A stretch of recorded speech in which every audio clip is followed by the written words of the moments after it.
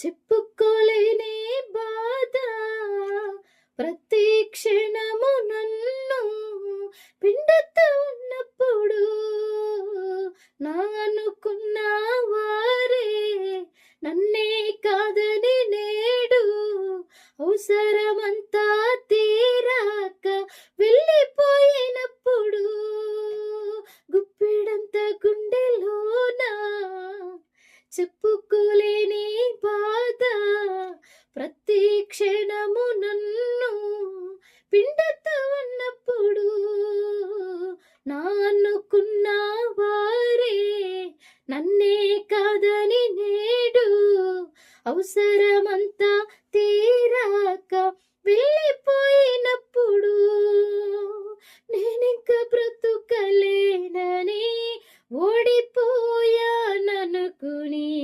మరణిస్తే మంచిదని నేననుకున్నప్పుడు, నేనింక బ్రతుకలేనని ఓడిపోయాననుకుని మరణిస్తే మంచిదని నేననుకున్నప్పుడు,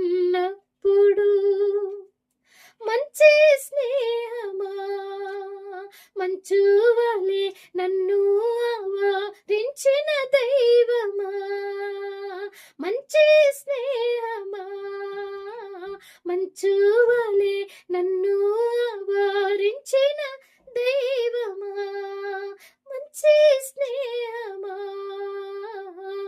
మంచువలే మహిమా కుమారిని ఆవరించుమా, ఓ మంచి స్నేహమా మంచువలే మహిమా కుమారిని ఆవరించి బ్రతికించుమా.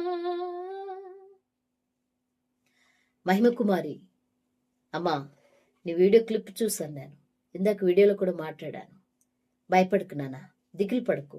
నిజంగా నీకు అన్యాయం జరిగితే మనసులు చూస్తూ ఉంటారేమో గాని దేవుడు నేను విడిచిపెట్టున్నానా, నీకు తోడుగుంటాడురా.